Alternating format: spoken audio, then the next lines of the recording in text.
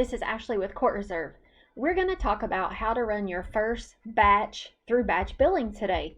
So now that you've already gone into CourtReserve, you've turned on batch billing as a feature, you have set up your logo and set up how you want your invoices to be shown to your members.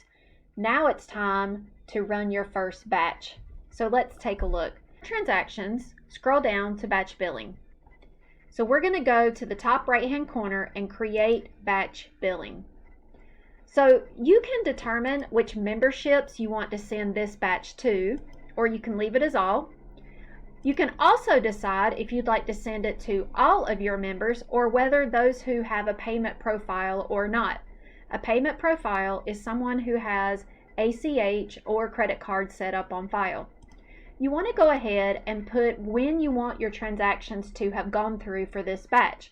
So for instance, if you bill on a monthly basis, you may want to run it for the whole 30 days of the month. But we'll go ahead and do it for all transactions through this past Sunday, the 20th. You can also decide if you'd like to run it for registrations or events through a particular date here.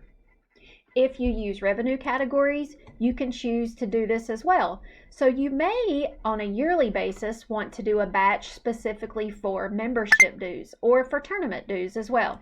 Here, you can actually exclude any batches that would be smaller than, per se, like a $50 charge. So anybody in the club that has charges that don't exceed $50, you can actually put that here. You can actually check here to send an invoice if amount to process is 0. You can also choose your invoice due dates. So for instance, if you want 10 days out, then our due date would be 10/3, but if we want to choose 15 dates out, 15 days, you can actually, it'll go ahead and populate this date as well. Now you need to decide if you want to just generate the invoices but not process any payments, or today we are going to go ahead and generate invoices and collect payments as well. First, this is our test account, but you want to make sure that if you're going to do batch billing that your members have payment profiles already set up, and you can actually require that in CourtReserve. If you'd like to know where the button is to require that, we can show you that later. So we're going to go ahead and we're going to save this. We want to go ahead and initiate this batch, so click yes. And you can actually leave this screen. Once the batch has started, you do not have to stay on this screen at all. Now you can see in the top hand corner 100%. The batch is complete.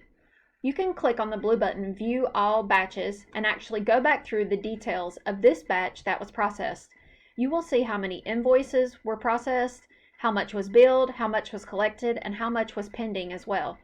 If you want to click on the individual invoices, you can do that here under the Invoice tab, and then you can actually go and look and see and view each individual invoice if you need to.